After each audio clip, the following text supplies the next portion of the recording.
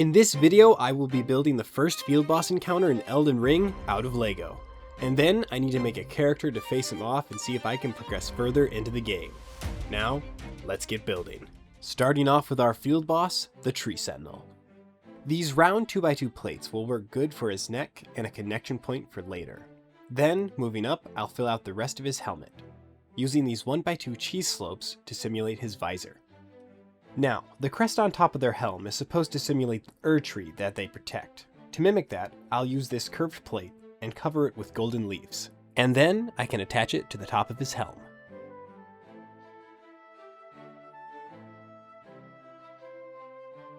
Moving on to his torso, this wheel well piece will work good for his gorget, and will also be a place where I'll make connection points for his neck and shoulders using these mixel ball and socket plates. Now that they're securely in place, I can fill out the rest of his chest plate. I'll use these 2x2 bowed plates to get some basic shaping. For the tattered cloth under his chest plate, I used these capes that came from the Dementors in the LEGO Harry Potter sets.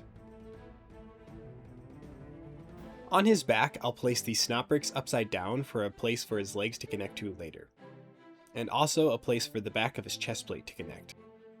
And with that, I'll place the Tree Sentinel's head on his torso using this Technic ball joint. To connect the tassets onto his chest plate, I'll use this chain piece, and wedge it between his chest plate. After that, I can finish closing off the sides using more of the Dementor capes. For the base of his pauldron, I'll use another wheel well piece, then filling out the rest of it with some 2x2 bowed plates. After locking in his shoulder joint, I can make the connection point for his elbow and plate it off using some cheese slopes. Moving on to his forearm/bracers, I can put in some snot bricks to beef it up, then I'll place in this protective disc for his elbow. Finally, onto his hands. I can place in his fingers, then add some plates on top to simulate his gauntlets a bit. Now his arms can be assembled onto his torso.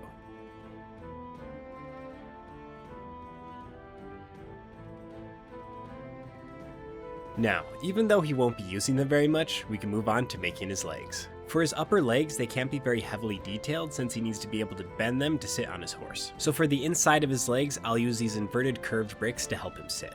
For his greaves, I'll use these bowed plates to kind of simulate his ankles and rounded tiles for his knee joint protection.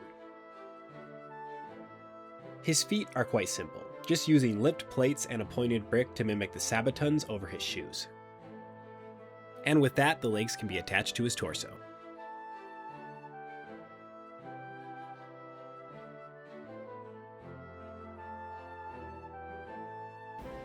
Moving on to his cape, I had to get a little creative with my parts usage. This is the top sail piece to the original Black Pearl set, but I think it'll work perfectly for the Tree Sentinel's cape, with these holes already being in the perfect spot to connect it. All I need to do is pin them down with the same color studs. And for the final touch, I'll give him his golden leaves that he has strung on his chest plate.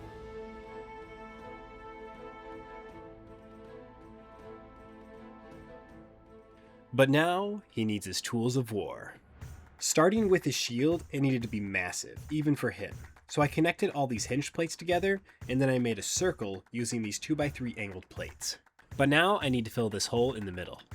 This 6x6 round plate is almost the perfect size, but to make it fit snug, I put these rounded tiles on the sides to fit in between the hinged plates. With a 6x6 round plate on the other side to make it fit perfectly. For the vines on his shield, I used these decorative swirl pieces and went all the way around it, attaching them with these clip plates. And with that, his shield is done, and we can move on to his weapon. The Tree Sentinel's weapon is the halberd. The thing I loved about his weapon the most is how beautifully ornate it is, and it was really fun figuring out how to do that in LEGO at this size. For the main part of his blade, I used more of those decorative swirl pieces and some golden leaves. The majority of his handle, I used mostly bars and some telescope pieces, along with some hollowed studs to make it long enough. And with his halberd complete, he is ready for battle. But first, he needs his horse. For his head, I'll start off with a 2x4 brick for the base. After rounding out the bottom of his jaw, I can start making the armor for his head, with the proper term for the horse's helmet being the chanfron. For his eyes and ears, I used these 1x1 bar plates with connection points on either side so I could connect his eyes and ears on a slight angle for a more realistic look on this smaller scale. For his neck, I made sure I had studs all the way around, so I could use a variety of bowed plates and bricks to capture the armor plating running down his neck, or the crinnet, as it is properly called. And with his head and neck done, I'll move on to making the other armor pieces for his body. Starting off with the petrol. This is the section that protects his chest and shoulders, so basically the chest plate for the horse. Then I'll complete the crinnet, which will basically meet up with the petrol.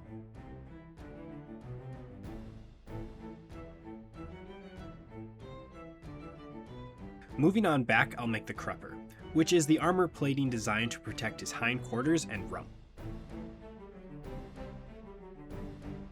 Using these angled bar and stud connectors to get a rounded look. With the croper done, I can move on to making the body of the horse. This will act as my base structure to connect his armor parts and head to. But first, I need to make the saddle for the Tree Sentinel to sit on. Then, I'll place these protective plates in the front and back, known as the saddle steel, for the rider's protection. And now, the rest of his armor can get put on. Starting with the crupper, I'll add a few more plates to it, and a place to connect the tail. Then moving towards the fronts, I can fill out some of the sides of the horse. Then I can place the petrol and the end part of the crinnet. I'll build up some snotwork and connection points on the sides for the coat of mail that runs all the way around the horse for leg protection.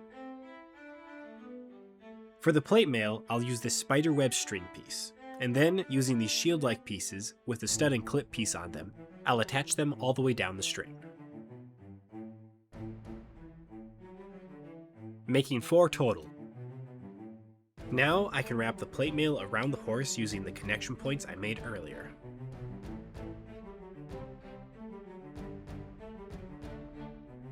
And with that, I'll attach the horse's head and neck to the body, and his armor is complete. And now it's time to move on to his legs.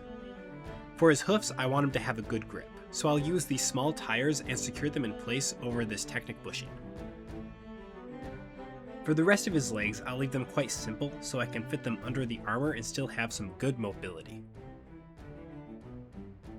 With his legs on, I just need to add his tail, and he's ready for showtime.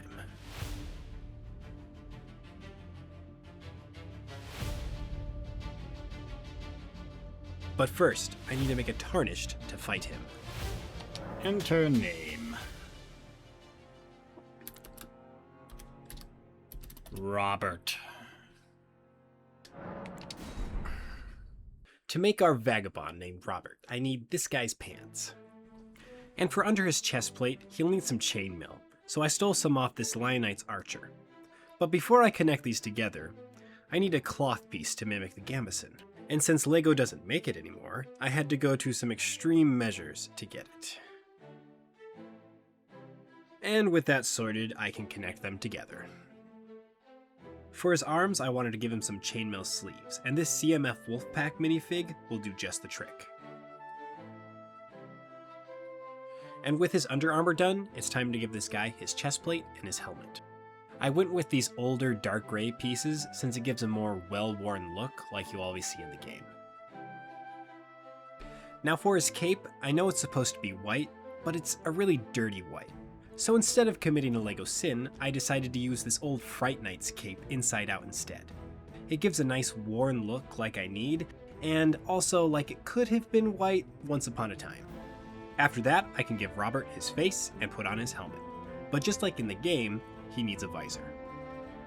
And the visor off this Nexo Knight will work perfectly.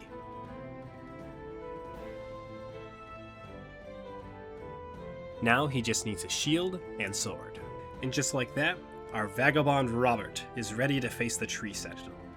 Now all they need is an arena. Now since the Tree Sentinel doesn't actually have an arena because he's a field boss, I'm going to make a portion of the road that he patrols between the Hero's Grave and the First Church. Now, I tried to go with a more dark and soft color tone for the arena to match that of the games, and that's why I used mostly olive green and dark tan for the grassy fields.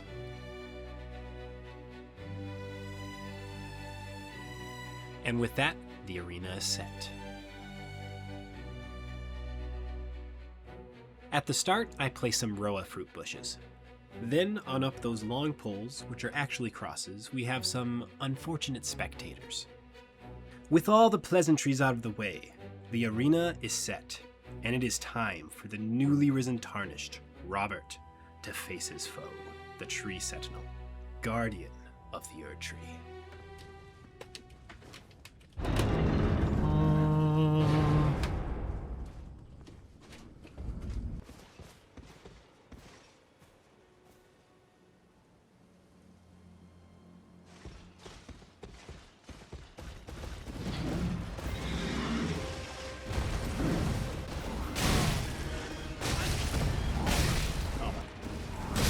Oh. Very disappointing. Maybe Robert bit off a bit more than he could chew. But don't worry, Robert will rise again, and he will not rest until his foe is defeated.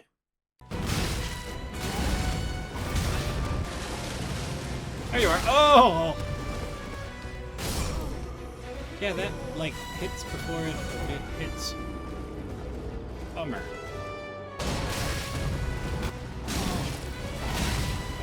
Ow! Not going too good.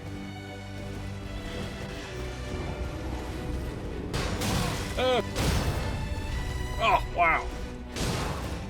That's crazy. Oh, no.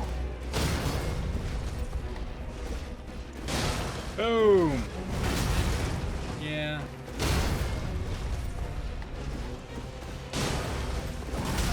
Yeah. This could be it. Oh! Let's go! Wow. It's 4 tries. I did it! And with that, Robert has claimed his victory, and his foe's weapon as his prize. But there are still many more foes that Robert will have to face in his quest. And I would like to know from you guys which locations and bosses you'd like me to make next. So drop a suggestion in the comments. And I also plan on making instructions for every boss that I make in this series, just like the Tree Sentinel, which you can get instructions for now. Alright, that's all for now. So until next time, have a good one. And just remember, Grace's guidance holds the answers. It will lead you, tarnished, to the path you are meant to follow, even if it leads you to your grave.